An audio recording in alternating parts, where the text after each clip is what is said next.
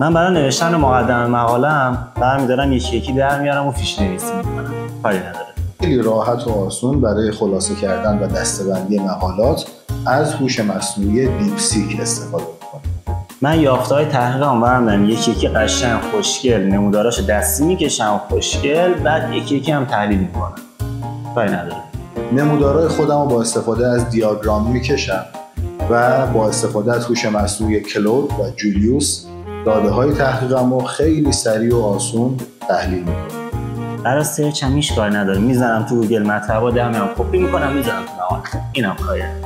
از اپلیکیشن‌ها و سایت‌هایی که برای ریپارافرایز استفاده میشن مثل کویلبات استفاده می‌کنم تا دچار مشکلاتی مثل سرقت عددی نشم. تو قسمت بحث و نتیجه گیرم دیگه اون چیزی که خودم فهمیدم از مقاله رو یک نتیجه میگیرم و مینویسم و تمام آقا مقاله رو تموم کردم.